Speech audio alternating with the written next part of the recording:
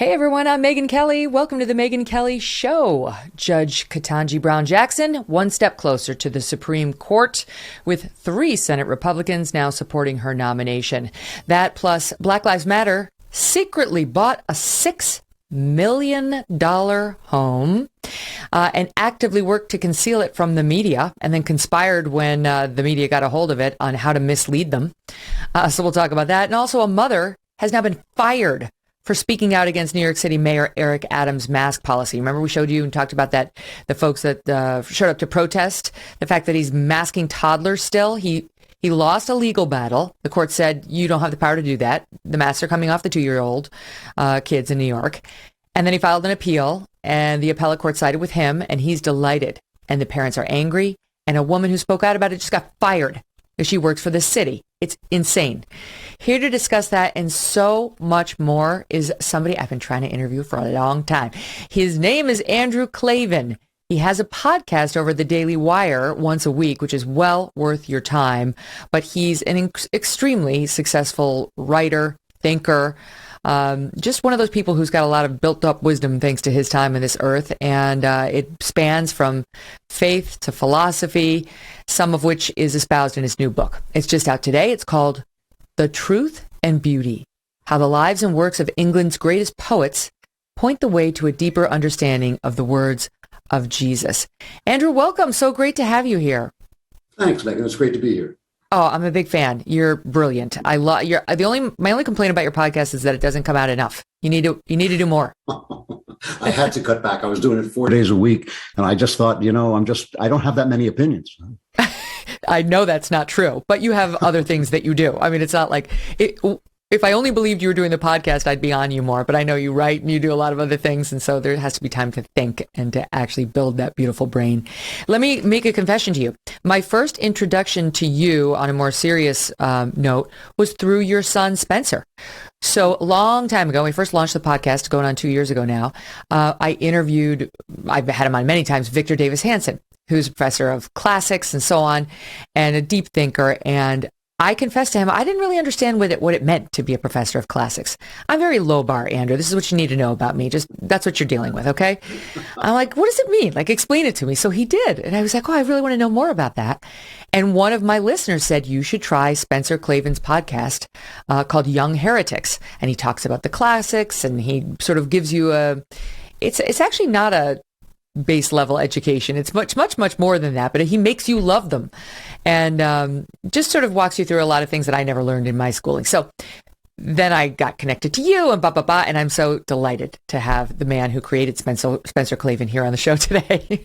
One of my better works. I appreciate that. He's a rotten little kid for being that smart, but he is a brilliant guy. And he is also, he got his PhD in classics from Oxford, so he is well educated.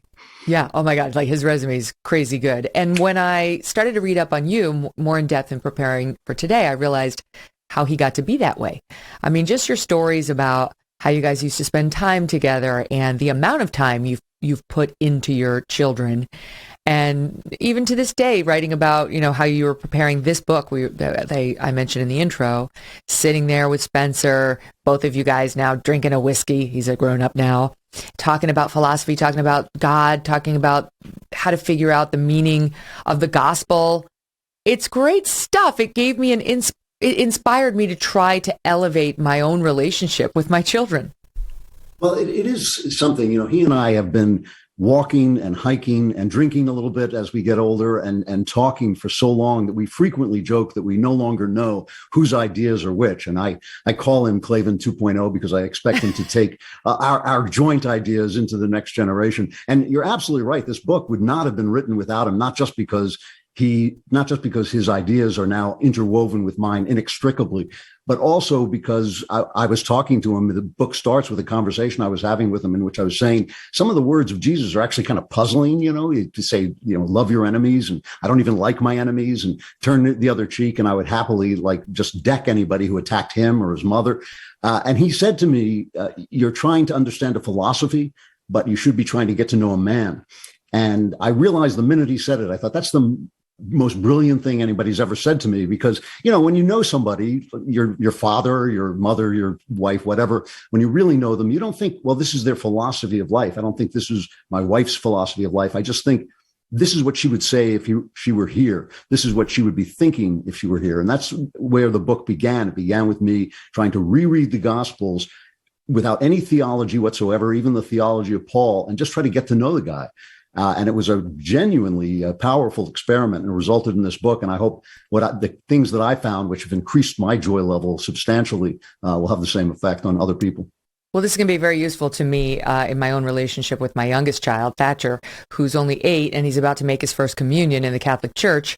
And they're going to perform publicly, obviously, in the church together. And he's responsible for the last 2 lines of the Our Father, because I know you wrestle with Sermon on the Mount. It's right in there, and talk about the meaning of the words. And you could read them. Obviously, you're brilliant. You understand the meaning of words, but you were looking for sort of a higher level, like what's really being said here.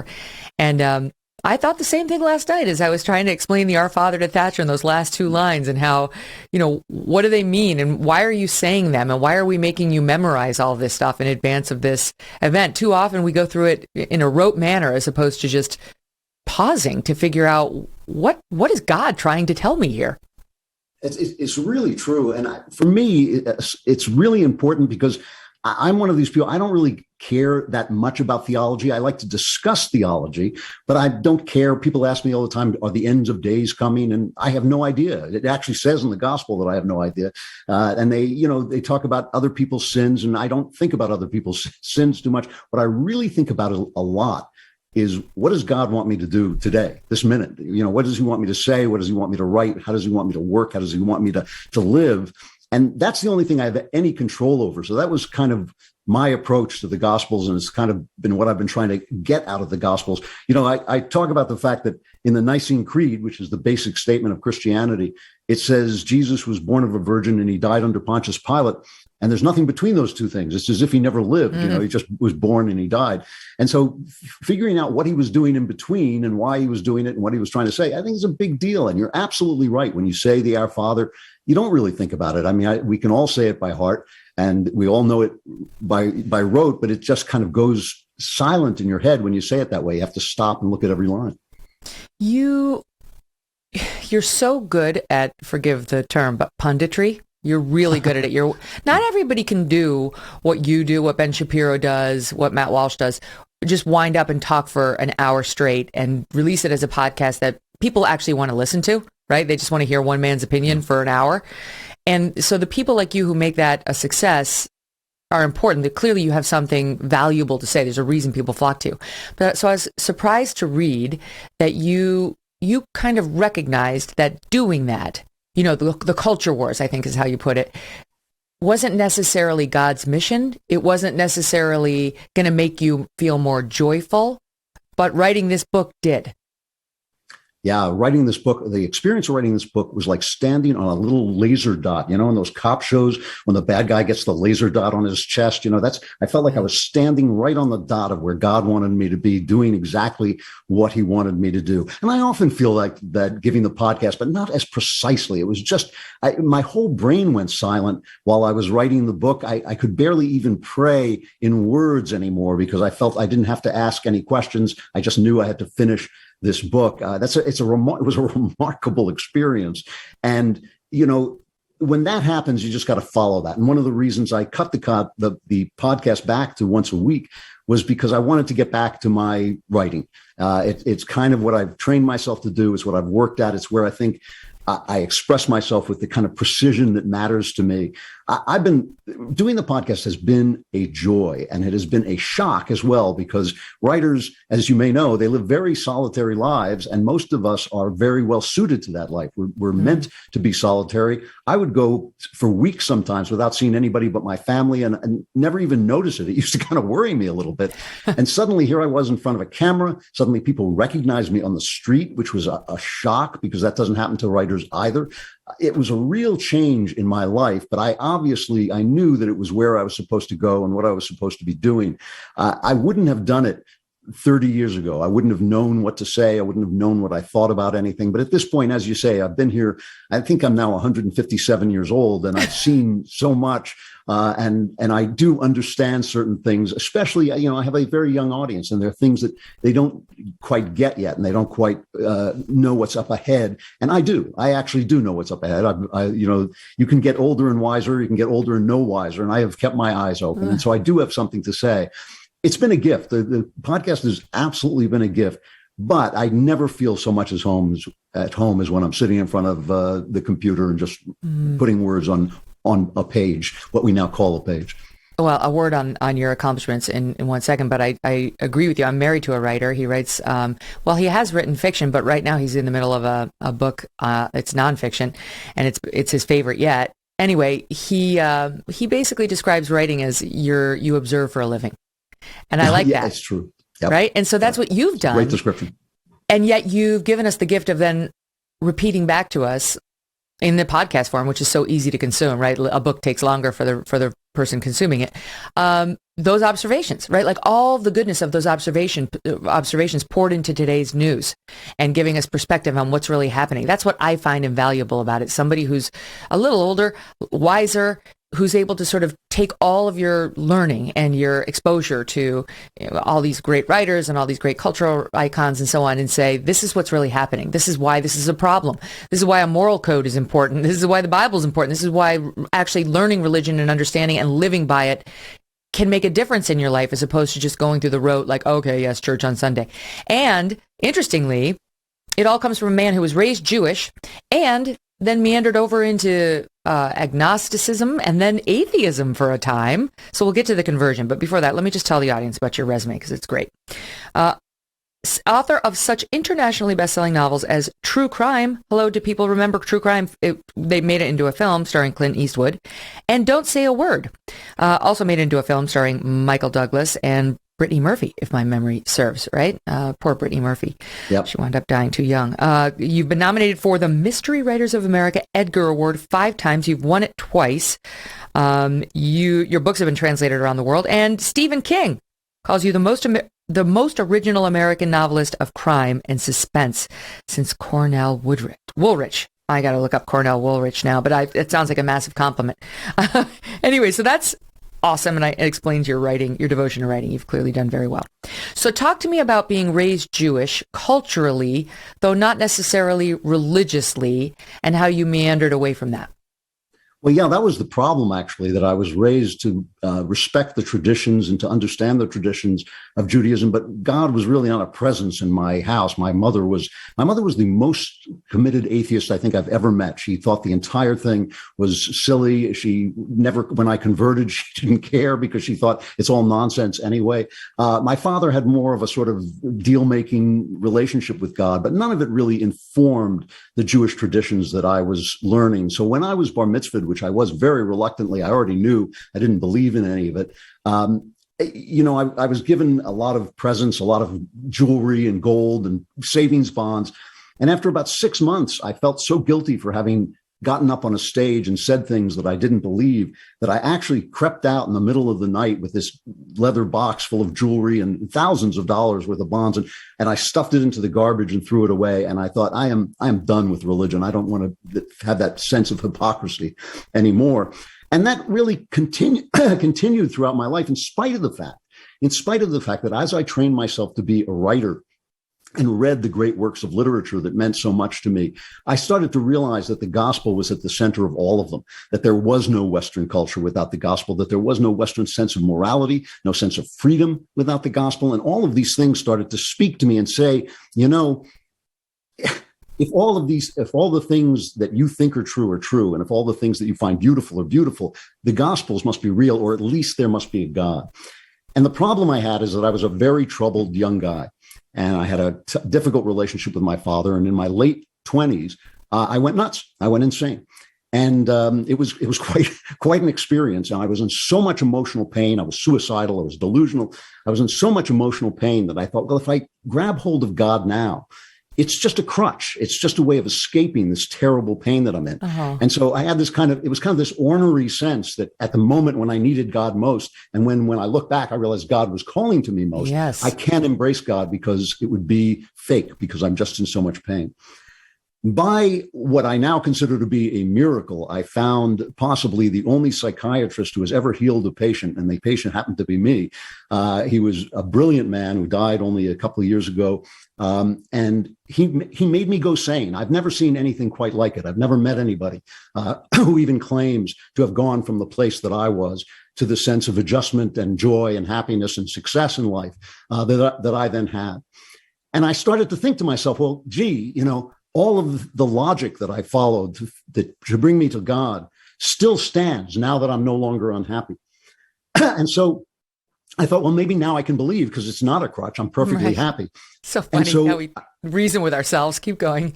Yeah. And I started to pray, and just kind of accidentally started to pray, and it transformed my life. I wasn't praying to any specific God, but it transformed my life. And after about 5 years, I turned to God, and I said, you've transformed my life. You've made my life so much happier, so much fuller, so much richer. What can I do for you? You're God. I'm just some schmo. There's really nothing I can do, but I want to respond. And it was as if God spoke to me. I didn't hear a voice or anything, but very immediately in response, I felt, you should be baptized. And I remember I was driving my car at the time, and out loud, I said, you got to be kidding me, because at that point I was working in Hollywood. I, had a terrific career writing very hard-boiled mystery novels. I had a tough time with my father all my life, but now we'd kind of developed a separate peace. We were distant, but we were friendly. But that's all going to blow up if I become a Christian. But I had to. I went back and I reread the Gospels. I'd been reading them all my life as literature. And I went back and thought, well, what if I read them as the truth? And when I did that, I thought, oh, yes, this is what I believe. This is who I am. This is the person I've been talking to all this time. And so I was baptized, and it was remarkable. I was baptized kind of offhandedly. I didn't really believe in the ritual. I just thought, well, I should do it as a matter of integrity. Within 3 weeks, my wife, who knows me quite well, turned to me and said, you're a different person. You are a kind of serenity and joy and intensity has come over you that hasn't been there before. And it has continued in that vein. And the more I explore the Gospels, the more I come to understand them and kind of move away from sort of rote Christianity to a deeper relationship. That joy is only deepened and expanded. So it's been quite an experience. Yeah, I know you joke that your wife married a liberal Jewish guy and she wound up with a conservative Christian guy. She's a very patient woman, I know, yeah. So because that was another transition in your life, all of this weaves together in your book and in your presentation and your thoughts today, all these transitions, but you used to be liberal. I mean, you were raised in New York, like most New Yorkers, you leaned left, and you've said something to the effect of, part of the thing that made you rethink it was the lies told about Ronald Reagan versus the truth of his results. Right. Well, right. I remember when the Berlin Wall fell down, I thought everything that old guy said came true. Everything that he said was going to happen happened. But what really cemented this was that I left the country.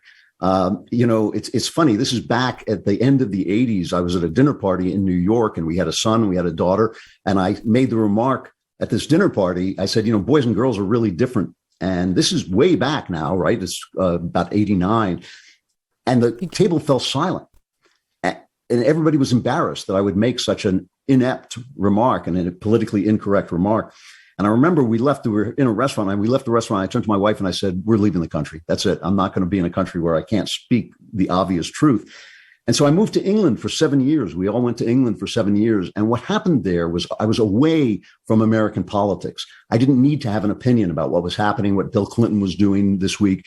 I didn't need to have any opinions about American politics. I was completely immersed in the life of England. And when I got back, I suddenly realized that all my opinions were suddenly aligned with people who were on the right. And I remember Rush Limbaugh became a thing while I was in England, and I heard about how evil he was. And so when I got home, I thought, well, I want to just hear this evil guy. It's kind of interesting. I was listening to him thinking, hey, gee, he's not really that evil. I kind of agree. I too am evil. Yeah, I too am evil. And so it was a surprise. I'm not sure I would have been able to make that transition if I had stayed in the country. After all, like, as you say, I was a liberal Jew from the coasts. I was surrounded. I'm in the arts. I'm working in the movies. I'm working in publishing. I wasn't meeting any conservatives. I used to call the guys at National Review Online, I used to call my imaginary friends, because I would go on and kind of read their conversations online and think like, yeah, that's what I think. That's what I think too. Yes. Once 9/11 happened, I remember the moment. It was when David Letterman, after 9/11, obviously the late night comic at the time, came on and he said, I really have to think about this. Why do they hate us? And I thought, what do you mean, why do they hate us? They're the bad guys. They're supposed to hate us. They have this backward, angry, hateful religion, talking about these Islamist fanatics, they're supposed to hate us. We're the free guys. We're the freedom people. We're the tolerant people. And I realized that something, having been out of the country for so long, I realized something had gone terribly wrong with our culture. And I started going to conservative meetings and making little speeches about how we had lost the country at the movies and how conservatives don't pay attention to the culture. And Megyn, they used to look at me like I had wandered in off the street. Like it was kind of cute that I worked in Hollywood, but they had no idea what I was talking about. Now it's 20 years later and more, and people call me and they say, we remember you talking about the culture. We really have to do something about this. It really does matter. It really does matter what happens, what goes into our minds, what comes out of Hollywood, what comes out of the publishing industry. The left knows it matters. That's why they silence us. That's why they blacklist us. When I started speaking out conservatively as a conservative, my Hollywood career ended, and it ended really fast. I mean, my salary, my income went from 7 figures to 0 in a great big hurry. And it was quite amazing. So they have always known, they have known for at least 60 or 70 years that the culture matters.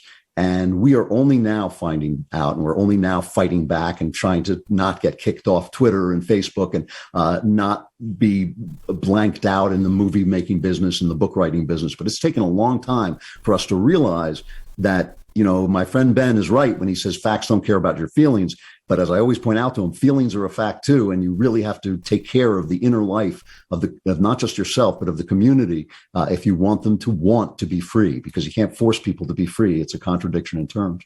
Can you expand on that? That's a good line, and it's a good point. But what do you mean? How do we do that in practice? Well, I mean, the people, as it was noted at the time of the founding, they said this Constitution is only for a moral and religious people. You have to want to be free in order for that Constitution to mean anything. Once you have the New York Times saying, free speech, you're weaponizing free speech, we have to stop all this free speech, and people nodding their heads and agreeing with them, that First Amendment is not going to protect you from anything. I mean, studies have shown that the Supreme Court makes its decisions mostly in keeping with public opinion. And as Lincoln said, public opinion in a free country is almost everything. Once the culture has transformed the heart of people to lose their respect for free speech, to lose their respect for disagreement, for the inner lives of other people, what I call the great speculation, the idea that your inner life is as important to you as mine is to me, and they are both equally important to God. This is the great speculation on which our entire country and our religion is based. It is the idea that your freedom, your inner freedom matters, and you should have the right to speak your mind. Once you lose the commitment to that, nothing's going to protect you. And we see it all the time. We see it, on social media has been silencing conservative voices. They silenced the president of the United States, and nobody really protested. I mean, obviously people on the right protested, but the mainstream of the culture did not say, wait a minute, I don't care how rich you are. I don't care about the fact that you're a private business. You have no right to destroy the culture of free speech that keeps this country going. So culture is what, James Joyce said, it forms the uncreated conscience of our race. And if our uncreated conscience is created in a small-minded, punitive way, it's going to be a small-minded, punitive country. Up until the present, it was really fashioned in the open-minded, freedom-seeking traditions of the West. And that's who we were. And so it was easy to keep free speech alive, not just keep it alive, but to expand it continually.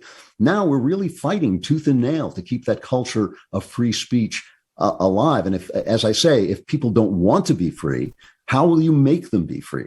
I hear people on the right say all the time, we need a strong man leader who's going to, enforce prayer in the school. Well, how do prayer? I think prayer in the school is important, but how do you enforce it without taking people's freedom not to pray away? We have to shape people's consciences. We have to shape their souls to the good, not in a coercive way, but simply shape them to the good, as Western culture has been doing for thousands and thousands of years. And if we don't do that, if we lose the people's hearts, the Constitution won't do a thing for us. If we lose the people's hearts, we'll lose everything. That is so insightful. I'm disturbed, and I'm also energized by the new thoughts. Of course, I've heard, it originally was Andrew Breitbart's, I've heard Ben say it, that politics is downstream of culture. But as a lawyer, I practiced law for 10 years. I always believed that the law would save us. The law would be this bulwark against some of these cultural insanities, and it would hold. The Constitution would hold. It takes some dings here and there. You don't have a perfect Supreme Court or courts of appeal or judges at lower levels, but that ultimately, when push comes to shove, it will hold. And I've been heartened this year to see that the justice system has gone, in my view, the right way in some big cases where there's been a lot of public pressure for it to come to different results. Kyle Rittenhouse is just one example. But your point is, it resonates so deeply. It must be true. I agree. You're right. How can the court, Constitution notwithstanding, hold the line against a culture that, if it grows and grows and grows, it was 10% of the people, then it was 15% of the people, now it's growing. They're capturing institutions. They're capturing, of course, universities and the media and sports and major corporations now. How can it hold forever if all of these cultural forces, and if it becomes the majority, look at them and say, no, free speech is not what you think it is. No, the First Amendment does not protect, quote, hate speech, and hate is what I deem it to be. You're right. The writing's on the wall. Yeah, it is why the founders kept insisting that we had to be a religious and a moral people. It's because if you don't govern yourself, you literally can't govern yourself. If you don't govern yourself, you can't have self-government. And once you lose that, I frequently talk to people, and, Lincoln said that it's the Declaration that informs the Constitution. And that means that our rights are given to us. They're endowed in us by our creator. The government is simply there to protect our rights. It is instituted to protect our rights, but the rights are already there. The rights are there before the government gets there, and they are endowed in us by our creator. If people stop believing in at least that creator, you don't have to be a Christian, you don't have to be, you can be Jewish, Muslim, you can be anything you want, but if they stop believing in that creator, the creator who endowed us with our rights, then we've got a serious problem. I had this discussion with Alan Dershowitz once where he said, no, we can't make our rights depend on God because everybody has a different God. Well, in fact, as an American, you are essentially required to have the God who endowed you with rights. You don't have to believe in him, but you have to act as if you believe in him. You have to live as if you believe in him, because it's all based on those things. And those basic things have to be taught, and they have to be instilled in people's hearts, and they have to be embraced and loved. Or again, what's going to happen when the Supreme Court says, as you just said, if the Supreme Court says, well, free speech doesn't include hate speech, like saying, a woman is not a man when she wants to be a man, that's hate speech. That has to be eliminated. Well, who's going to stand up for that principle? Not the New York Times. They've already made it clear they're ready to get rid of free speech if it disagrees with them. So who's going to stand up for it? If not the people, if not a people trained and schooled and acculturated to freedom. Yeah, and not Twitter. Of course, we've literally just seen that, right? The Babylon Bee, they tweet out that Rachel, what's her name? Levine. Yeah. Levine, thank you, who's working for HHS, she's a trans woman. They tweet out, and she's recognized by USA Today as Woman of the Year. And the Babylon Bee tweets out, we recognize Rachel Levine as Man of the Year. And their Twitter account gets shut down, and they won't bend the knee. And what does the head of Twitter say? He says, yeah, I'm not really that pro free speech. I actually think we should be cutting away at free speech around the edges, and that, we should be cracking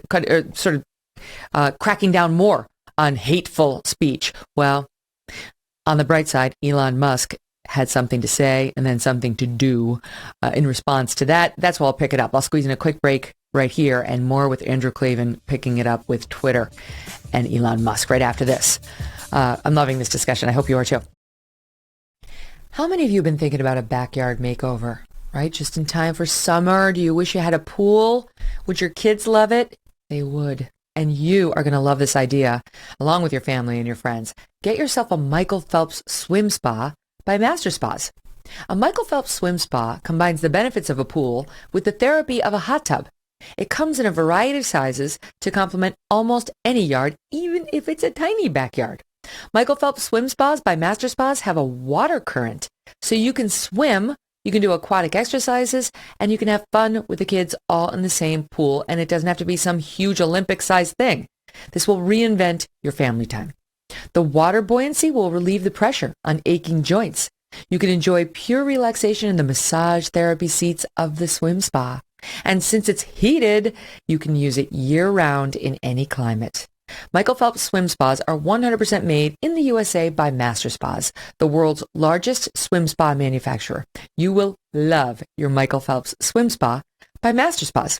And Master Spas has a special offer going on right now. Go to masterspas.com, put in the promo code MK to save $1,000 on a Michael Phelps swim spa or $500 on a Master Spas hot tub. That is a good deal.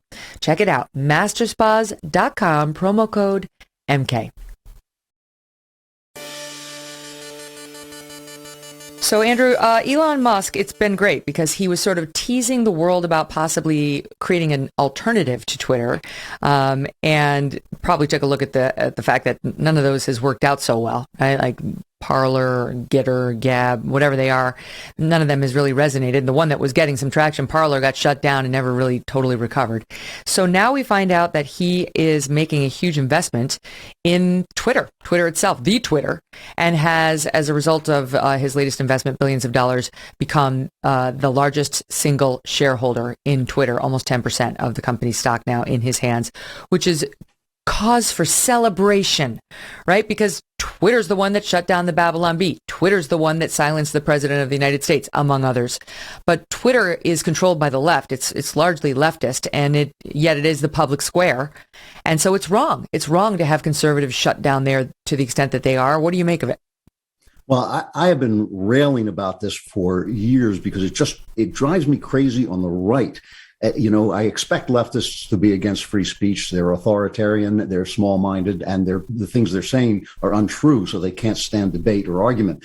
But on the right, I expect people to defend the basic structures of our country. And what I hear instead is, Twitter, Facebook, Google, these are private businesses. So they have the right to do whatever they want to do. We don't want the government shutting down private business. Well, that's nonsense. I mean, new businesses, and these are new businesses, demand new regulation. When you had factories, they sent children to work in factories. The government had to say, no, you can't put children in factories, and you can't have people working 14-hour days for no pay.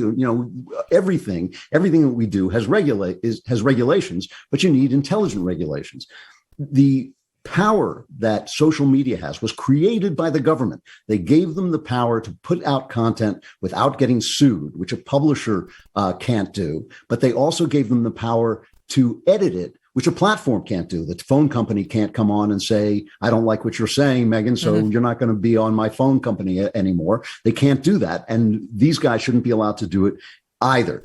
Obviously, it's a new medium, so there has to be new regulations, a new way of protecting both the rights of the business owner and the rights of the people. But most important is protecting free speech. And so I'm glad that Elon Musk is in there. Let's see what he does. They just put him on the board, which I think is good and gives him power. But as you say, the CEO of Twitter is not committed to free speech. He believes that, yes, as he said, well, most people can talk, but it's just the people with opinions he disagrees with that he's going to silence. And again, once they silence the president of the United States, no, these are people with too much power. They have to be curtailed. This is what the government is for. The government, as I say, is instituted to protect our God-given rights. The First Amendment protects those rights from the government. but the government has to protect those rights from others as well. And when you have the kind of power that social media has, when you have Amazon selling 90% of new books, when you have Google basically in control of 90% of information, the government has to keep that flowing information free. It just has to. And so, I'm glad Musk is doing this in a free market way. Obviously, the less government, the better, the less regulation, the better. But that doesn't mean that we can just let it go and let people be censored by venues with this kind of power. Is so massive. I do not understand why right wingers don't get this, that they have to understand that, the government is there for a reason. We don't have no government. We need some regulations, just like the Industrial Revolution required new regulations to deal with factories and mass production.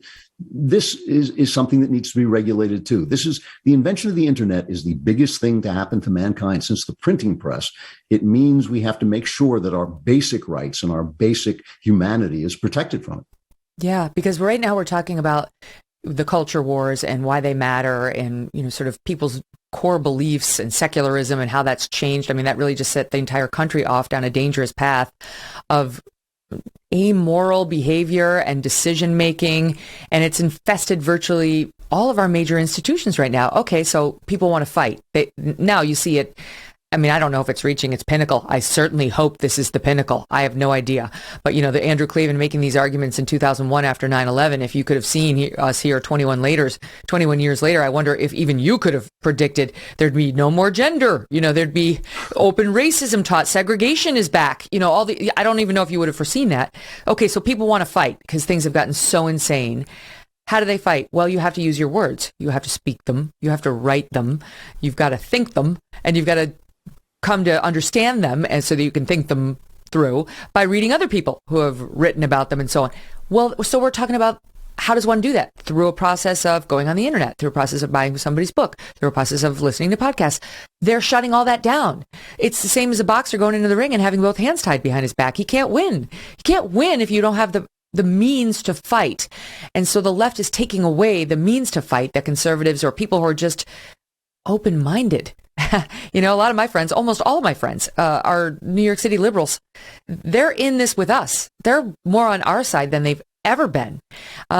So we need to fight for the process to remain fair, for our voices to be heard, for us to have a chance to opine and listen to other people's opinions. But then we get to the matter of, what should we say? What should we believe? What should we think? What is the counter argument? And that leaves me to gender, because I've heard you talk about the gender issue a lot, both gender roles, which I'd love to discuss with you, and just gender as a, is it determined by one's biology? Is it something you pick, like a color palette? And let's just talk about gender as a biological matter first, right? Like, are there women? Are there men? And Ketanji Brown Jackson, I couldn't tell you, right? And the fact that we've come to that place in society where you've got someone who's about to take a Supreme Court seat not able or willing to define what a woman is.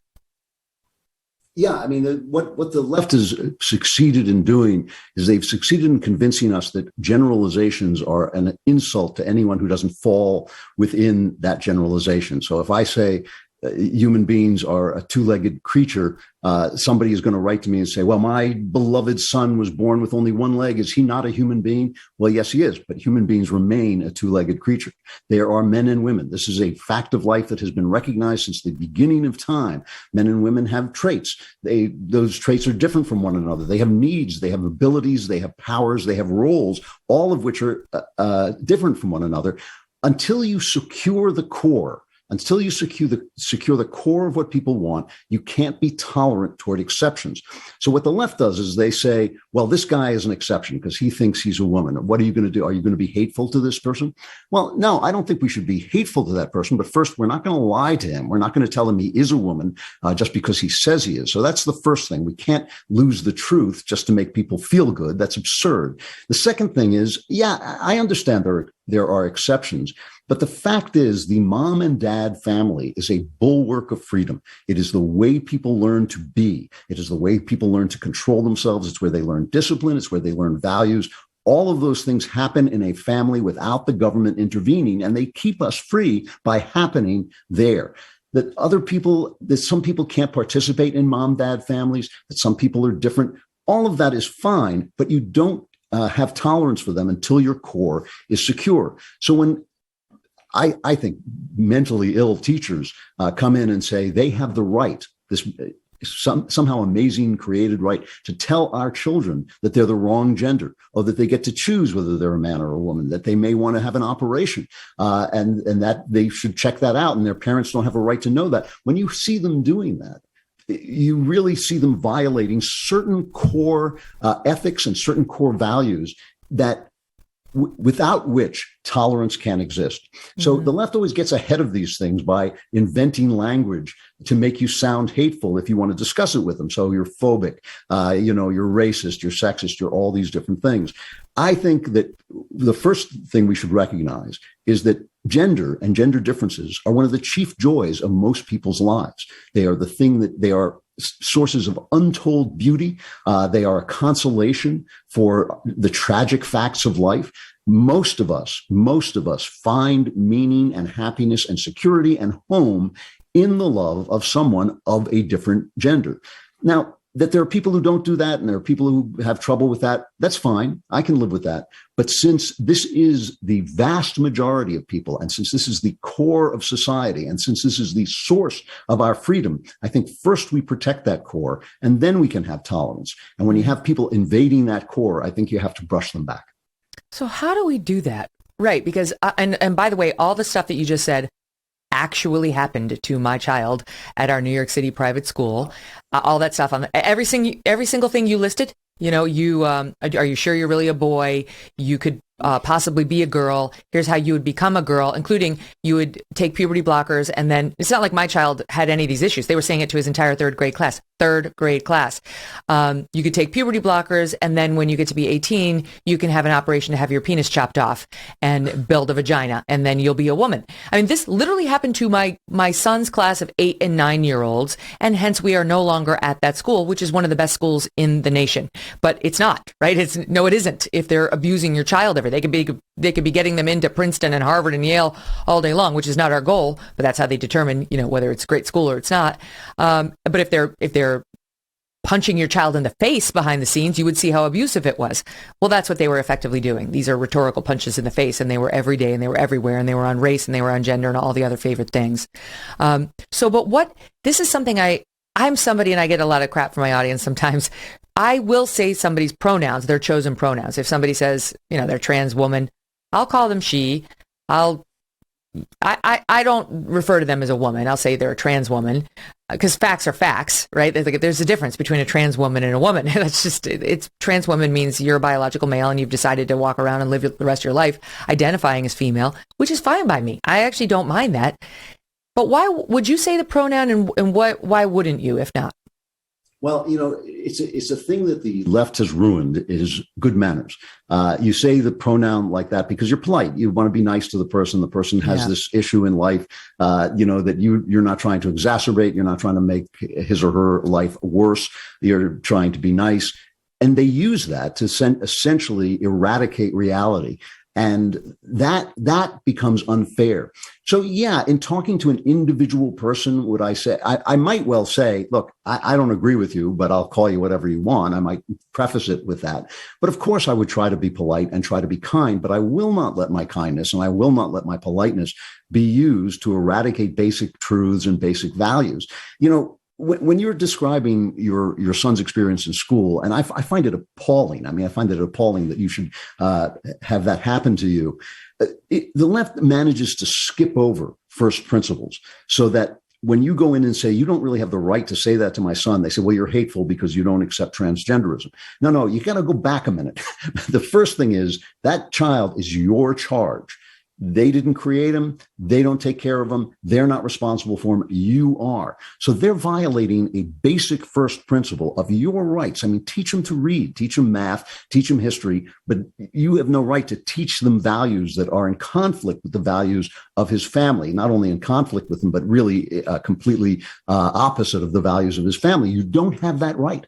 And so that's the first thing, that's the first principle. You have the right to your opinion, but you don't have the right to have your opinion. Wait, before we move on to the second thing, let me give the counter argument. It would be, the KKK members would have come into this class back in the 1950s and said, what you're teaching is anti my core values. I created my child and I don't want you to be teaching them that that race doesn't matter, right? Back then, that was controversial to the racists. They were the ones who believed that race mattered and it mattered entirely. So, right. So the teacher's response would be, this is about basic goodness and tolerance. Those are school and societal values. And if you don't stand for those, you don't belong at this school. Well, there are a million true and nuanced reasons why that's not true. I mean, first of all, there's a tremendous difference between the color of a person's skin and the actions that he takes. Actions are, in fact, responsible to morality. And people people of different sexualities take different actions. We have the right to hold different opinions and different values about those actions. We don't really, you have the right to be a racist, I suppose, but it doesn't make it the same kind of sense to hate someone for the way he looks or the way he speaks or the way his skin color is, as it does to say you are taking certain actions, which I find immoral. So that is one important difference. But the other important difference is this. All through human history, it has been recognized that there are men and women. There's exactly 0% science that says you can change from one to another. Every cell in your body is gendered. And so they're actually teaching something that's false. They're telling people something that's false. And to say that, it's morally okay to be transgender. It's morally okay to be schizophrenic, but you don't want to be. It may not be something that is desirable. And that's something that each family really has to decide for itself. So God bless them for thinking that something that has never been thought before is the moral order that they've suddenly discovered. But no, they don't have a right to teach that to your child. And it is far, far different, obviously, than what you're talking about with racism and the KKK. That said, I do believe that a Klansman, as much as I despise racism and as much as it hurts my heart, I do believe that people have the right to teach their children their values, even when those values are bad. And I think that in this case, you're talking again about values that have been the human values since the beginning of time. There's zero science to contradict those values. All the science, in fact, confirms them. So what on earth are they talking about except teaching your child their delusions?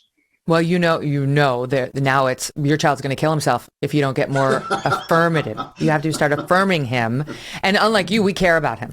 Unlike you, we care about your child's mental health and his well-being.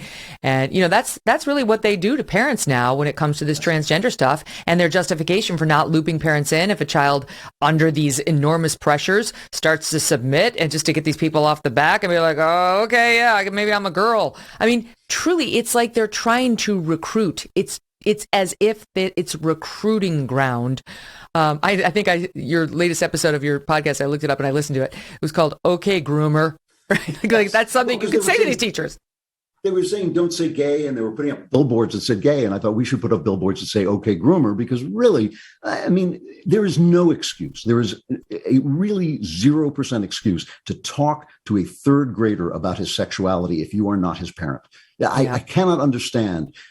Listen, I think 90% of the country, 70% at least, would say that that's immoral. If you put it in those terms, if you say you have no right to talk to someone who is not your child about their sexuality when he is little, I think we all agree with that. And, when I was a kid, the police used to come and visit our classroom and teach us if anyone did that, you should call the cops. Yeah. Now they want to make a Disney movie about it. I think that they have gone well awry of where the mainstream of the country is. And I think that's going to be reflected, by the way, in the next election. I think. Okay, now wait, because this is another thing I've heard you say. You're optimistic. You're optimistic about culture, about these things we're talking about. And that's a good place for a pause. Quick commercial break. More with Andrew Clavin coming up. Black Rifle Coffee Company is a veteran-founded company serving premium coffee to people who love America. They develop their explosive roast profiles with the same mission focus learned as military members serving this great country. In 2021, Black Rifle Coffee donated over 100,000 bags of coffee. That adds up to over 2.1 million cups of coffee to first responders, law enforcement, and active duty military members. What other coffee company does that? So you know that with every purchase you make, Black Rifle will give back. Black Rifle Coffee imports high-quality coffee beans from Colombia and Brazil, and then they roast them 5 days a week right here at their facilities in Manchester, Tennessee, and Salt Lake City, Utah. And that means that you get the freshest coffee possible no matter where you live. It's not made overseas. The best way to enjoy Black Rifle's freedom-filled coffee is with the Black Rifle Coffee Club. When you join the club, your brew of choice is roasted, packaged, and shipped free to your door on your schedule. The mugs, maybe my favorite thing. I love the coffee, but the mugs are very cool. Great designs. They're just the right size, not too big, not too small. You'll love them. You can buy in at blackriflecoffee.com. Use the code MK to save yourself 20% off at checkout and 20% off your first coffee club order. That's blackriflecoffee.com/MK and use that code MK for the discount. Black Rifle Coffee, America's coffee. And that brings me to, I want to continue our discussion of gender. One of the works that you took a look at was Frankenstein. And this, I never saw this coming. This is what's so creative and innovative about your book. Frankenstein, the way you studied it and the way you see it, is basically a story about the usurpation of the power of women. That they made a man without a mother. The science eliminated the principle of femininity from the creation of human life. This is so interesting to me, because to me, this dovetails with what we're talking about. Because, you know, the next question in the discussion of our gender discussion is, who cares? Relax. If somebody wants to say they're a tree, they're a tree. Like, what does it bother you that some guy suddenly says, you know what, I think I'm a woman? Or some woman says, you know what, I think I'm a man. I'm going to live my life like that. What do you care? And you make the case kind of through the examination of Mary Shelley's Frankenstein and other works here, advertently or not, that it does matter. It matters incredibly. I mean, beginning with the question of your inner life. I mean, this is what you lose when you lose your faith, is you lose the sense that your inner life means anything. So we've come to a place where either people think your inner life doesn't mean anything, that your morals are as good as my morals and your culture is as good as my culture, or they think it means everything. You can change your sex on the spot. Well, one of the people dealing with these questions was Mary Shelley, who was a teenage girl. She had run away with the poet Shelley. He had left his wife for her. Shelley, both Mary Shelley's mother, who was one of the first feminists, her father, Shelley himself, they all believed in free love and they all despised marriage. And as a result of this, Mary Shelley got pregnant several times, lost her children. Nobody felt much sympathy for her when her children died. Byron was sleeping with everybody, man and woman. And so she conceived of this horror story about a man who creates a creature out of old body parts, basically, and brings it to life. And she herself said, this is a story about what happens when man usurps the rights of God to create life. And I point out in the book, it's really not, because man creates life all the time. Men and women create life all the time out of the materials they have. What Frankenstein does is he creates a creature without a woman, and he takes away the power of women. And this is all throughout the book. Frankenstein becomes a monster because he has no parents. He has no one to love him, to teach him how to be a human being. He hides out. The monster Frankenstein hides out at one point with a family, and all he can do is drink in what it means to watch a mother raise her children, to watch a father take care of his wife and his family. And the monster comes back to Dr. Frankenstein and says, I will leave you alone if you will just do one thing, build me an Eve. You made an Adam, now build me an Eve so I can become a complete human being. This has become, Mary Shelley, like I said, she was a teenage girl when she wrote this. She invented the modern science fiction genre. And this is a theme in science fiction to this day. When you watch the stories about dystopia, when you watch stories like The Matrix about machines taking over the world, the first thing to go is the woman. When you think about Aldous Huxley's we watch a Disney Brave New movie. World. Andrew, watch a Disney movie.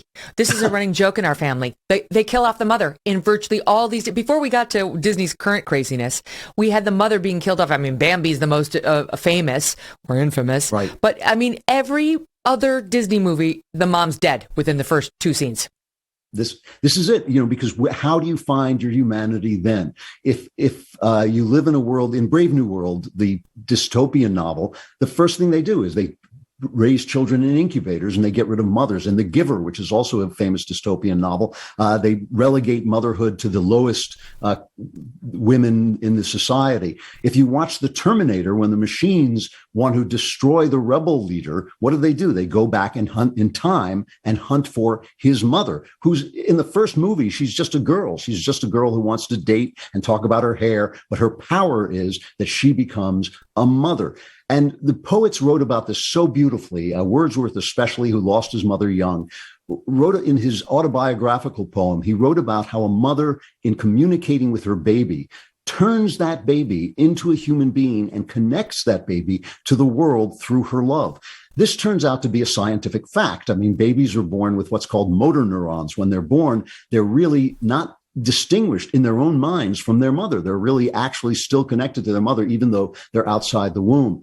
It's in that interchange between the mother and the child that those motor neurons come to life, that the child realizes himself as an individual and as a creative person and can go forth on his own.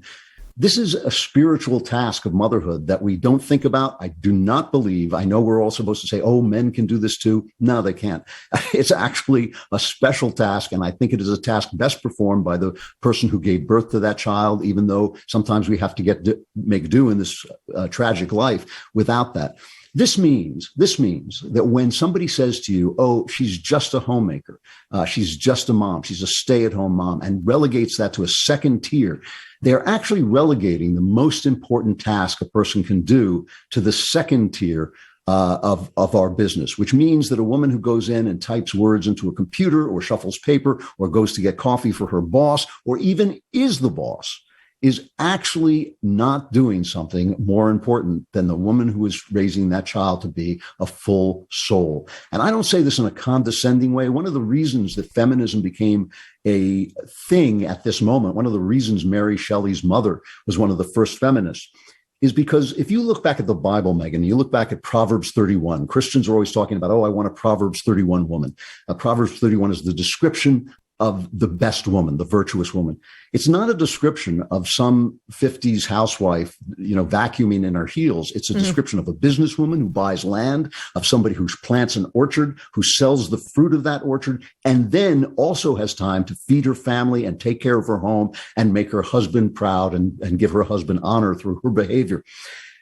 That's a very extensive thing. When the Industrial Revolution came along, which is right around the time I'm talking about in this book, when the Industrial Revolution came along, all of those home industries were taken away from women. Suddenly clothes, women used to be called the distaff because they made the clothes, which was a major, major industry. Suddenly clothes were going to be made in factories. Suddenly food was manufactured off the farm. Suddenly children were taken off to the cities to work in factories and didn't come back to help on the farm. So even the children that women were producing weren't as valuable as they used to be. And I'm just talking about economics, but it was just true. What you had after that was a kind of idealization of women. You had this kind of idea that was big in the Victorian age of the angel in the house. And a woman was an angel in the house. And women weren't people anymore. They were kind of these high goddesses of domesticity, the domestic goddess, as we joke today. Well, no wonder feminists started saying, I'm really a human being. I would like to have an important place in my society. If you've stripped away my home industries, if you've stripped away the economic value of what I do, all I'm left now is as a dependent, as we say in the tax business. What is my value? I want to have value like men have value. So that's why Mary Shelley, I think, at this moment actually perceived that something was happening, that machinery and science were actually antithetical to the spiritual task of womanhood. I personally, when you talk about me being hopeful, one of the things I'm hopeful about is that computers have brought back home industries, have made it easier to run a business out of your home, and that women will start to discover. I think some of them started to discover during this pandemic and its lockdowns that they're needed. They're needed by their children. You don't just create a child in a moment when you go into labor. As you know, you create a child in every moment that you're with that child, and every moment that that child sees his mother's love or her mother's love in her eyes. So, what Mary Shelley perceived was that science, which was then and still now was largely a masculine pursuit, was somehow undermining the position of women in the world, the essential position of women in the world. And it continues to do that. I mean, who can deny that soon babies can be born out of a machine? They probably will be born out of a machine. Who will be the woman wise enough to say, you know what, it's painful to have labor, but actually it's necessary that I have this connection to my child, that this child grows under my heart. That's going to be probably the fewer women who actually say that, but they're going to be the most important women in the world. So I just think these, poets aren't prophets, writers aren't prophets, but if they observe the world they're in closely enough, it actually will tell you where the world is going. And I think Mary Shelley was a seer. I think Frankenstein is not just the source of great horror movies and great jokes and great imitations like the Mel Brooks Young Frankenstein. It is also one of the wisest books of Gothic horror ever written, and an absolute work of genius. It's so exciting. I'm going back and reading it today. It's a great book. It's a great book. Right. I mean, it gives me something else to think about. And this is how you write about it in the book. This is in part, you say, perhaps this is what she's envisioning. Perhaps the humanizing tasks of femininity, creating life out of matter, homes out of houses, minds out of brains, and souls out of bodies. Before I move on, that's great. The humanizing tasks of femininity include creating life out of matter, check. Homes out of houses, check. Minds out of brains, check. And souls out of bodies. I love this definition. Love. Will fall equally, this is the sort of dystopian future envisioned, will fall equally on the genders, or will be chosen like a profession by anyone who happens to have the talent and the proclivity. You go on to write, or perhaps by losing those passions and fears, by losing our genders and our mortality, we will have lost our essential selves. Right? Think about that. Perhaps your femininity is central to your essential self, or your masculinity, depending on the case.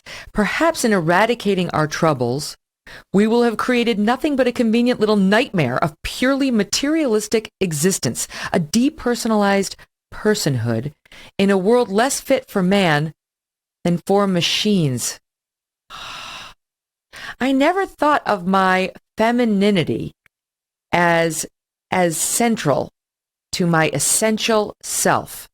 But it is. I mean, just when asked the question directly, of course it is. Yes, of course. That's absolutely right. One of the things these poets rediscovered was that the inner life is in collaboration with creation. Wordsworth called it collaboration with the one great mind. And this is an essential fact about us, that we're not just rattling around in our brains. It's not just us talking about our sex drives or talking about our history or our past or what has happened to us. It is us in collaboration with reality. No matter what you do, it is a new thing. When Megyn Kelly walks down the street, it is different than when Andrew Clavin walks down the street. It has never happened before. It will never happen again. That experience that you're having is unique. It is an act of creation, and it is an act of creation out of creation, but it is also a collaboration with creation. Not to write a poem myself, but it's a collaboration with the creation.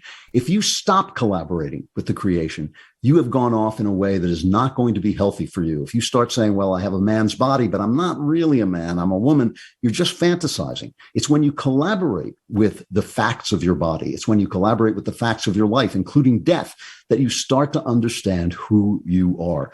And this idea that we are free of that we are liberated from our physical selves, it's so it's basically insane. I mean, it is insanity when you're free from reality. That is almost the definition of insanity. Well, there's a reason it's in the DSM-5. I mean, there's a reason. Gender dysphoria.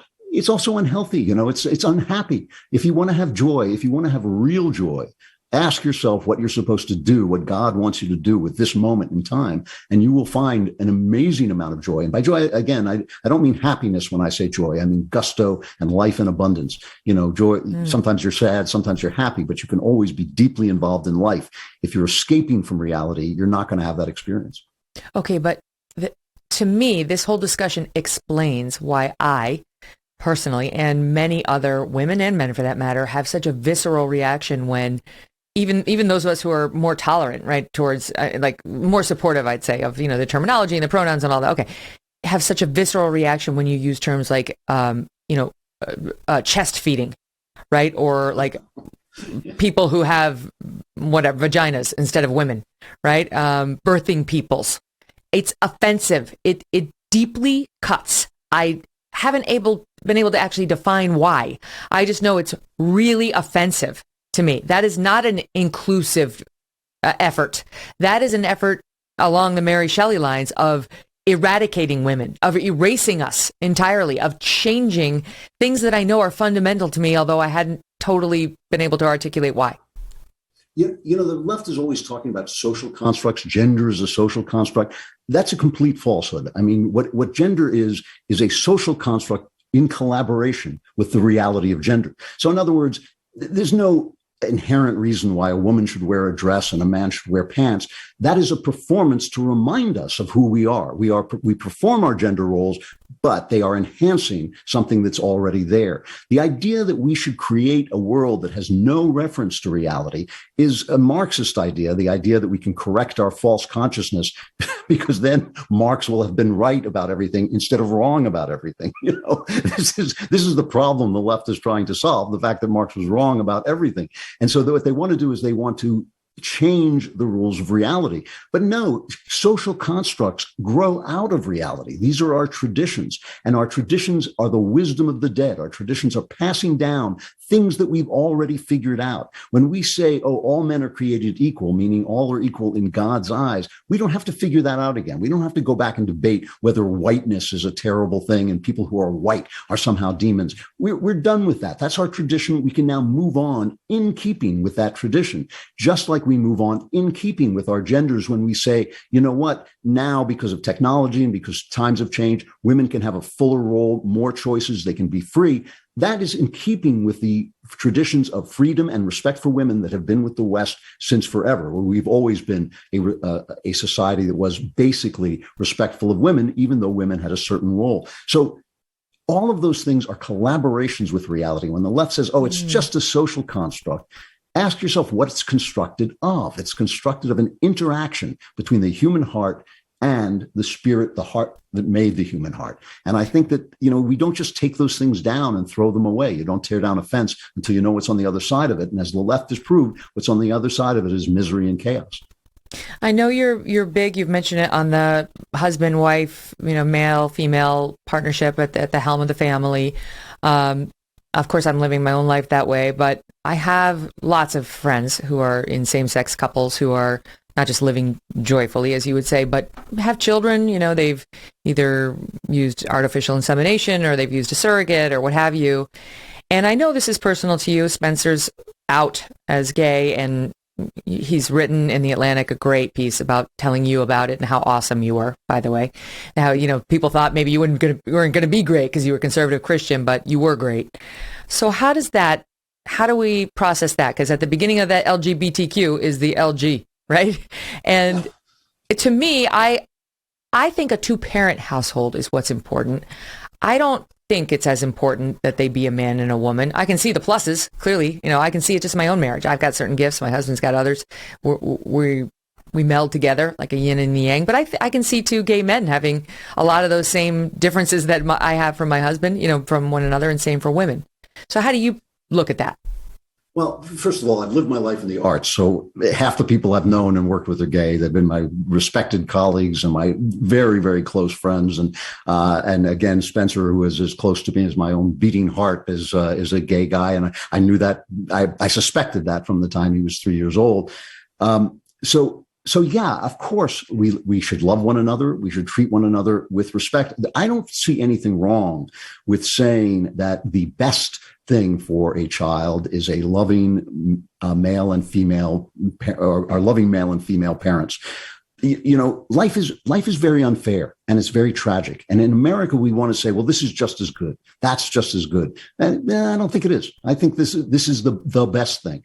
That doesn't mean that there are not accommodations that can be made. If a gay couple adopts a child who would not have no parents if he didn't adopt them, if they weren't adopted, you know, I think that's an improvement. That's a step up in the world. But there's nothing wrong with saying this is the best situation. And I actually think that society has a right to privilege male-female families, to elevate them in the eyes of the society. without discriminating necessarily against other kinds of families. Again, when your core is strong, you can be very accepting of exceptions. And I think that we should understand that, this is a value. This is a natural value. It is a natural thing for man and woman to come together. It is a natural thing for them to want their child to form a family as they formed a family. All these things are part of nature, and we can collaborate with that nature without excluding or attacking or bullying the people who don't fit in with that basic pattern. This idea, which originates, I think, with Nietzsche, that we have to make allowances for every exception and rewrite the rules of society and rewrite the rules of nature for every exception that comes along is ridiculous. We can be loving to people who don't fit the mold, but we shouldn't get rid of the mold. The mold was actually given to us. It actually, when you talk about gender assignment, we have a gender assignment. It's our gender. That was assigned to us. We didn't choose that. It was given to us. But again, the guy who doesn't fit in, the lady who doesn't fit in, the person who's not going to, has no domestic, the woman who has no domestic feeling, the guy who's a gay person who doesn't want to, have a female partner. These are things that can all be accepted and all be loved. I think America has been traditionally very accepting of eccentrics and offbeat people. But the idea that should then become the center of life, which cannot support life, cannot create life, and is not the thing that got us to the place that to which we have come, is absurd. This is one of the key things, and one of the things that Wordsworth, a poet in my book, discovered, is that your traditions make you who you are. So when you tear down a statue of Thomas Jefferson because he held slaves, you are tearing down the statue of the person who taught you that slavery is wrong. We live in time. We travel through time. We become who we are, both as an individual and as a society, over time. And if you get rid of the people who brought you here because they weren't here themselves, you're getting rid of the shoulders on which you stand. And I think that this is, if we have a tradition, as we do, of male-female families, if we have a natural connection to male-female families, there's nothing wrong with privileging that without excluding or bullying or hurting or harming people who are different. I don't see how you can have tolerance when every single exception becomes the rule. That doesn't make sense to me. This is how it's described by activists, both sort of BLM, sort of woke people, and people who are pushing the sort of crazy gender ideology. You need to center me now. Me and my people like me, they need to be centered. You are not centering the LGBTQ blah, blah, blah, blah, blah, community in that comment. He's like, right. This is absolutely true, by the way, that we're not centering them. And if you talk to Spencer, he would say, I'm not in the center. I'm not in the center. I'm an artist. Most people aren't artists. I live in the house made by ordinary people. I shouldn't say ordinary people, but people who aren't artists. If there are look, we could get rid of every male artist on earth and survive, but we can't get rid of soldiers and cops. We could get rid of every lady doctor who's around, but we can't get rid of moms. There are certain things that are absolutely essential, and those essentials need to be kept in place. I live in the house made by people who are not eccentric artists like me. I respect them. I work for them. My job is to entertain and amuse and hopefully enlighten them. But if I say, put me at the center, that society is not going to last very long. You do not want me at the center. I wasn't made for the center. I was made to be what I am. And I think the same thing is true of gay people.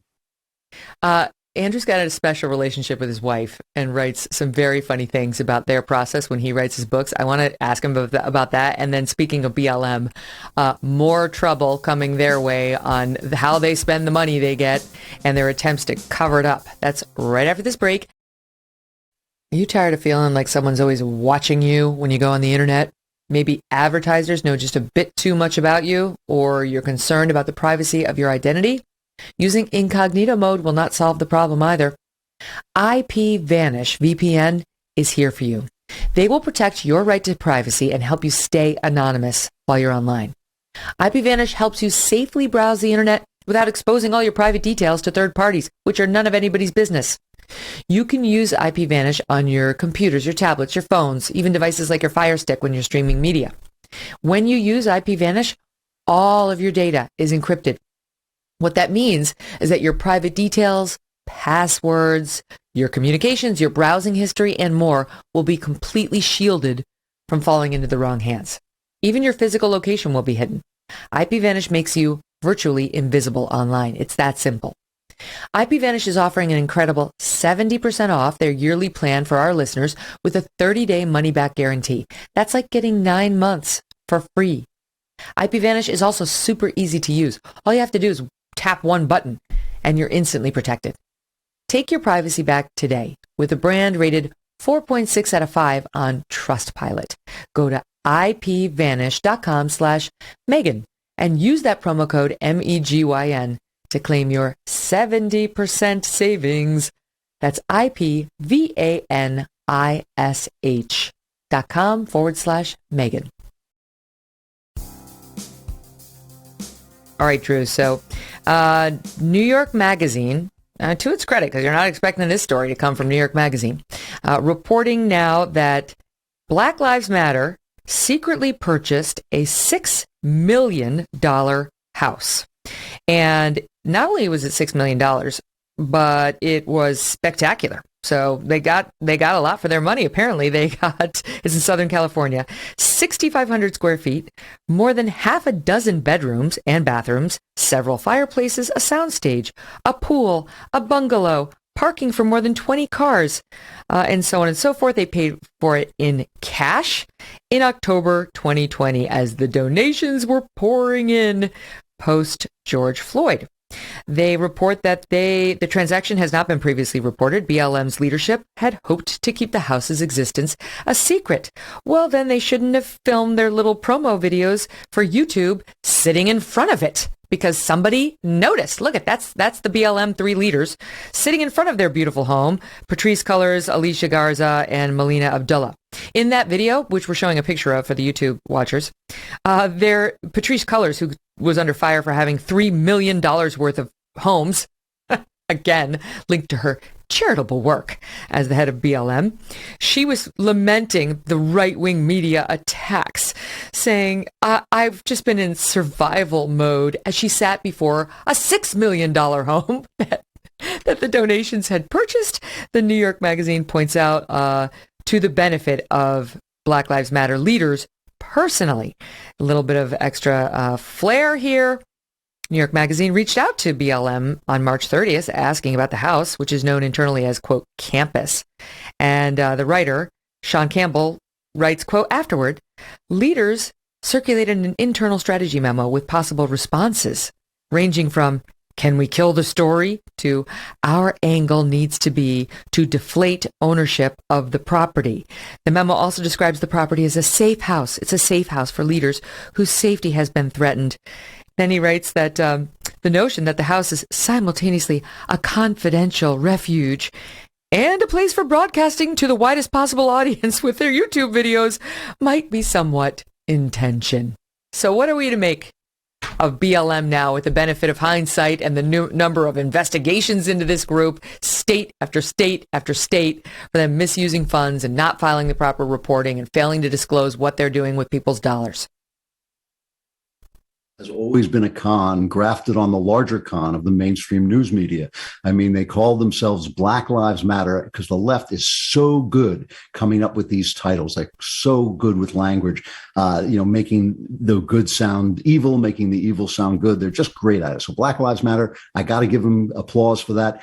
If you went on their website early on before they got caught and changed it, it was not just a Marxist website, it was a Maoist website. It was dedicated to the destruction of the family, dedicated to the destruction of the culture, dedicated to the destruction of most of the things that people in this country hold dear, but they called them Black Lives Matter. I wanted to start my own organization called Kittens Are Nice and have you send money to me, because if the mainstream media would fall for that, I thought they would fall for anything. Again, the left always manages to skip over first principles. Is there such a thing as a black life? I mean, is that really something that Americans accept as a reality to begin with? When I moved recently and I was looking for a new church, the first thing I excluded was any church that had a banner on it saying Black Lives Matter, because I thought, in Christ, there is no black and white. In Christ, we're all one, part of this one body. So if you believe Black Lives Matter, you don't believe in Christianity. And I think that this is a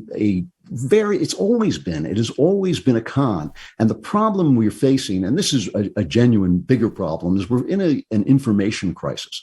The left is right about this when they talk about misinformation. The problem is they're the ones who generate it. But when we have a news media, I started out in newspapers. I started out working in newspapers with guys who were left-wing and right-wing. Half the time you didn't know where they stood. And if you strayed, and I was a liberal then, and I would stray to the left, if somebody would take you outside and say, hey, that is not the way we do this here. We report the facts and just the facts. The media has become corrupt. Our news media is vividly corrupt and deeply corrupt. And so when you come along and you say Black Lives Matter and you participate in riots with the open intention of destroying our society, and you have clowns on the media saying, oh, well, these riots were mostly peaceful. It's like you have a serious problem. I'm not sure the problem is these particular con men and women. They are con men, they are con women. But really, I think the larger problem is a media that has lost touch with its actual job, its job of reporting the news, not objectively, just fairly. All they have to do is give both sides and tell both sides. And when you see violence, you call it violence. This is a violent Maoist organization. And the fact that it uses your money to buy themselves a $6 million house doesn't surprise me even a little bit. Yeah, same. So what would you recommend? A lot of people are still being subjected to this DEI mandatory training at their workplace, or it's being foisted on their kids at their school. You see it in the books that come home with your kid, or you'll find out they have to go to these mandatory DEI trainings, even to get into some of, in particular, the New York City private schools. What would you say to people faced with that command in order to work, in order to send their kid to school? The two things I would say. The first thing is courage is required. It is a requirement. We got here by people dying face down in the mud, fighting tyrants, and in order for us to be free. You don't have to do that, I hope. All you have to do is you have to speak up. You have to tell people what you think when you say it, when in those moments when it matters, right? Now, that doesn't mean that you stick your head in the cannon's mouth. That doesn't mean you get your kid thrown out of school. It doesn't mean you get fired from your job. What it does mean is you start to find the people who agree with you and band together so that you have some force in the workplace. I mean, this is something that happened at Disney. At Disney, they have this LGBTQ minority that is vicious and will destroy you and will take your job away. Well, the people who are conservatives at Disney, and there are many of them, are cowering away. I saw it in Hollywood when I worked in Hollywood, and people would come up to me in meetings and they would whisper and say, I saw you on Sean Hannity. You were great. And I'd say, why are you whispering? We're in the right. Why are you whispering? And I think we have to stop that. We have to stop assuming that we're going to blow ourselves up just by speaking the truth.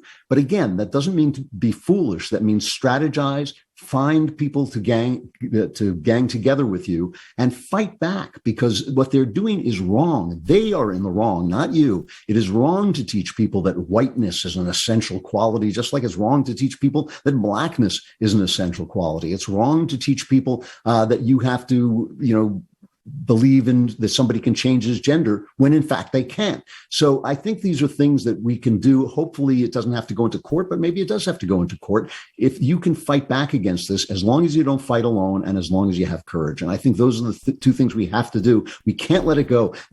I've been fighting now for American culture, been talking about American culture for all this time, for decades. But American culture is not just the movies, and it's not just guys like me writing novels, and it's not just plays and all that. It's every single thing that we do. Every single one of us has a little piece of the flame of our culture in his hands and has to keep that flame alive. And you can't do it by hiding it under a bushel. You can't do it by, saying, oh, I'm going to fly under the radar. I'm going to stay safe. You have to do what people have done for freedom from the beginning of time, which is you have to fight for it. And that means fighting in the domestic battle as well as battles sometimes overseas. Mm-hmm. I said last week in the wake of the Will Smith slap, I felt like culturally we lost a little something that night. That 30 years ago, that wouldn't have happened. The guardrails that were up would have made very clear to any actor thinking about doing that, your career will end. If you do, even if you win Best Actor later, it will end. You will be shunned. We don't tolerate that kind of behavior. And we saw something very different with Will Smith that night. Now that the Hollywood crowd has realized people didn't like that, and you shouldn't support it. They're more like, oh, it was horrible, horrible. And then you've got the glommers like Amy Schumer, like, I was deeply triggered and traumatized. Like, lady, it's not your trauma. Just stop it. Take a seat. This isn't about you. Hello? Sorry, sweetheart. This one's not about you. But I do think culturally it said something not good about where we are right now as Americans. What did you make of it? Yeah, I think it said something essential. It's not that the people in old Hollywood were necessarily better people. It's that the people in charge were businessmen, and they were deeply responsible to the American public. They wanted to give the public what they wanted so they could have people in the seats. When the movie business was taken over by the artists, when the studio system was destroyed, and when the movie business became an international business so that they're making more money in China than they're making it here, they no longer feel that responsibility. So Will Smith knew that he could get up and smack Chris Rock, or thought he could, without any consequences whatsoever. These people have been getting up. The Oscars used to be watched by 55 million people. These are watched from between 10 and 15 million people. And the reason is these guys felt it was okay to get up and tell us that we were idiots if we voted for somebody that they didn't support. They're actors, they're actors. They're writers. They're talented. They're blessed genetically. They look great. That's their job. It's just like news people have to do their job and report the news. Entertainers have to do their job and entertain. We don't care what they think. And the same spirit that made them think that they could get on stage and lecture us and we would continue to watch their crummy award show where they patted each other on the back is the spirit that made Will Smith think that he could get up and smack a guy smaller than he was, who was holding a mic and trying to run a show. So it was essentially a sucker punch, and show himself to be some kind of chivalrous man after allowing or basically agreeing to his wife sleeping around and saying, I'm not in a monogamous relationship. It's like he said, keep my wife's name out of your mouth, but you could put other pieces of her in your mouth. So, I don't really think that was an act of chivalry we were watching. It was an act of entitlement. And our entertainers have become so rich, so protected, so elite that they no longer feel entitled to the audience who made them what they are. And it's amazing to me. It is amazing to me to watch late night comedy like Stephen Colbert and have him tell you, like, hey, you shouldn't be complaining about gas prices. Drive a Tesla like I do. That's a guy who hasn't been outside much. He's not getting out enough and talking to the people who make him what he is. That is such a great take. God, I really appreciate that. I was just thinking, my husband, I wrote about this in my book, but my husband has defended my honor more than once, but he's never punched somebody in the face or sucker punched anybody. But he certainly, when I was under attack, like somebody shouting right at me, has gotten in people's faces saying, you talk to my wife, like that, you're going to get it. I appreciate that. To me, that's what a real man does. Yes, he will stand up for you, but he won't sucker punch somebody who's just trying to make a joke, who's literally getting paid to tell jokes and be up there and keep the crowd entertained. It's not all about one person. It's about entertaining the greater crowd. And you understand sometimes it involves you taking a couple of licks because it's fun to make fun of the rich and famous. We all sort of understand that going into these Oscars. They lost it for a minute. But anyway, I like chivalry. That wasn't chivalry. That was was a big ego who saw an opportunity to try to make himself look like a big man, and it wound up having the opposite effect. Absolutely true. And I myself have done that, what you're talking about, stood up for my wife and gotten in people's faces.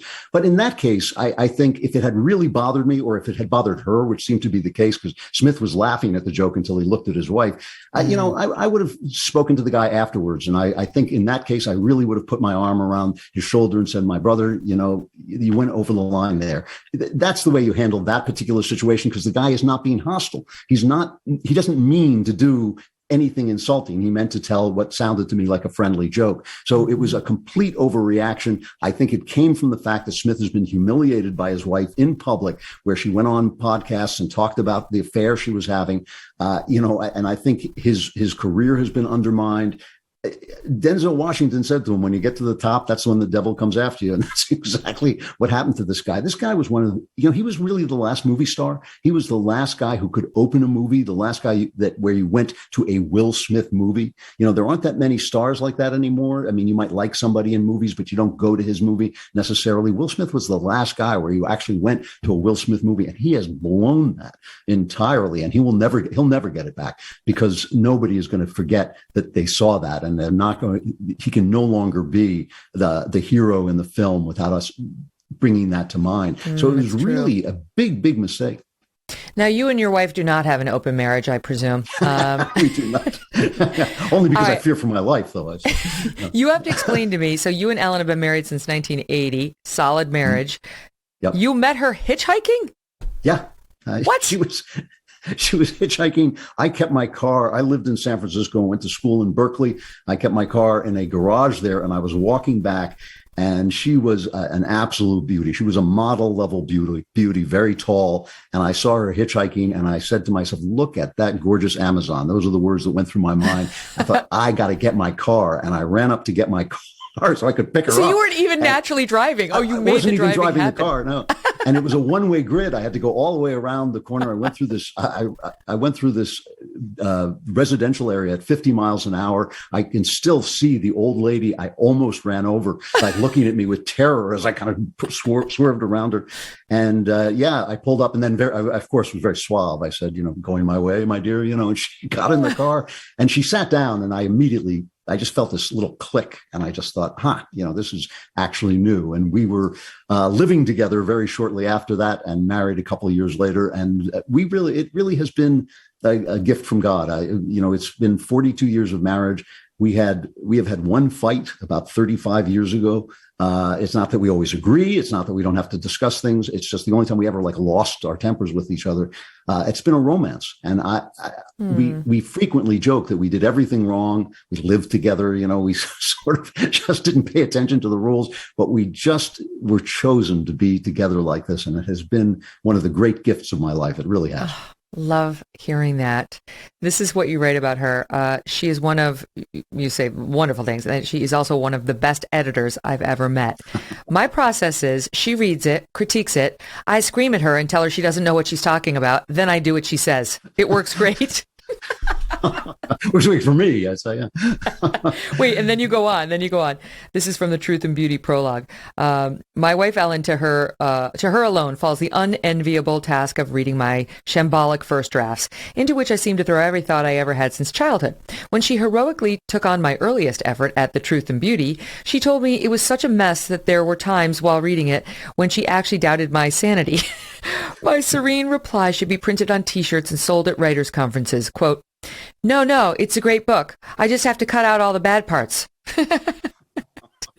It's true. She is, I've written 2 nonfiction books, my memoir and this one, and both of them were twice the size in the first draft. And I essentially handed Ellen a pen and said, just tell me what parts have to go. And it's funny, in both cases, more this one, more The Truth and Beauty, I knew I had a wonderful book at the core, and I just had to take away all the other stuff that I thought was so important that I put in there. But it's wonderful to have an in-house editor like that. She is great at it. Yes, that's how it goes between my husband and me too. So he writes his draft, and then I'm pretty honest on my feedback, and I'll write in the margin, boring. And I'll be like, wow, okay, I didn't have to be quite so brutally honest. I'm like, you know what? Better you hear it from me now than you hear it from some editor or some would-be publisher or some critic later. And he's always happy. But, was it Hemingway who said little darlings? No writer wants to get rid of his little darlings. And you need your actual darling. Samuel Johnson, yeah. That's right. Okay, you need your actual darling to help you separate and realize that they're not all that important to you. Absolutely true. And it really does make a huge difference to have somebody who cares about you, even though, as you say, frequently my wife is blunt as well, but it makes a difference that, it's really a gift to have somebody who will criticize you while rooting for you. Not everybody gets that. True. A lot of times people who criticize you are actually trying to tear you down. But when someone's trying to build you up, criticism is actually a beautiful thing. Yes, that's exactly right. Okay, so now on that sunny note, talk to me more about your optimism, because I know you're feeling actually, unlike so many, pretty good about where we are right now in the culture wars in the country. It's not that you don't recognize the problems, not at all, but you're seeing some signs of hope. And so like some green shoots. What is it that's making you feel good? Well, for one thing, we have a party, the Democratic Party is now, as their central platform, is we have the right to take your children away and tell them to, be mutilated to change their sex. That's actually central to their point of view. It's not like a side thing that they're saying. everything that they have done has been exposed. So, for instance, the Green New Deal was a major component of the Ukrainian invasion. Russia would never have invaded Ukraine if we were still doing what we'd done under Trump and producing enough energy to share with the world so we can undercut his petro economy. So that's pretty much kind of done. Globalization, which was a real threat, because globalization doesn't make sense unless it is colonized by American values or Western values of freedom. Globalization, we now understand, was a mirage. And of course, the economy is a mess. The inflation, I loved in the Washington Post, Jennifer Rubin wrote, if it weren't for inflation, Joe Biden would be doing a great job. It's like if I weren't dead, I'd be alive. Yeah, that's all true. So the failure, Republicans get thrown out of office when they don't do the conservative things they say they're going to do. Democrats get thrown out of office when they do the leftist things they're going to do, because not only is leftism wrong per se and wicked per se, it also doesn't work. I mean, this is also a gift from God, that the thing that is bad also makes things worse.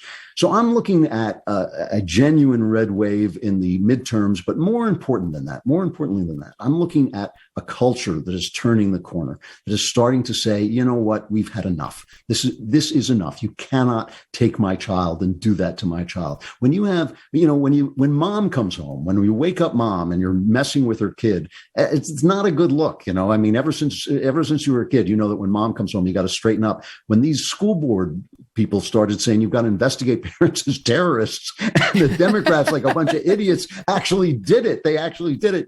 What do you think the parents are going to do? You think they're going to go, yeah, I want to vote for those people who see us as terrorists. But I think more importantly is the culture. The Daily Wire is taking strides in the culture. I think a lot of conservatives suddenly understand that you cannot, it's not free to go to some toxic left-wing movie and have them pour this garbage into your brains or your child's brains or any of our brains. And I think that turning point has been a long time coming, but time's up for these guys. They're creeps and they're wrong about just about everything. And it is time to take the culture back from them. And look, like I said, I've been talking about it for 20 years. Now I see it happening, and it does make me extremely hopeful. Love it. Great note to end it on. I hope you come back. Will you come back? Oh, it's been a delight. Yes, I would love to come back anytime. Oh, awesome. It's truly the chewing rubies in my mouth listening to you speak. It's like, yes, great, more. I just go. Every topic, we need 2 more hours, and hopefully we'll get them on another day. Andrew Clavin, thank you so much. Again, the new book is called The Truth and Beauty, How the Lives and Works of England's Greatest Poets Point the Way to a Deeper Understanding of the Words of Jesus. And he writes in the book that it advanced his heart's journey toward God. Okay? Advance your heart's journey toward God by reading a book that will help you learn on so many different levels, right? Anyway, our thanks to Andrew. I want to tell you that we're going to have Gary Kasparov tomorrow for the full show. We wanted to do an in-depth profile of him and all the crazy, crazy chess success he had at such a young age in Russia. He's a fascinating guy, and what's his take on where things stand right now in Ukraine? We're going to go through all of that together. There are updates there and across the country on several items. And if you want to post a comment about the show, just go to the review section in Apple Podcasts. Make sure you subscribe to the show and give us 5 stars, por favor. And then give us a review. I'm reading them right now. I read them every day, and love all the guest suggestions on there. I go through them all the time, and I screen grab the ones that are good for me, and I forward them to my team so you could be of help. Thanks for listening. See you tomorrow.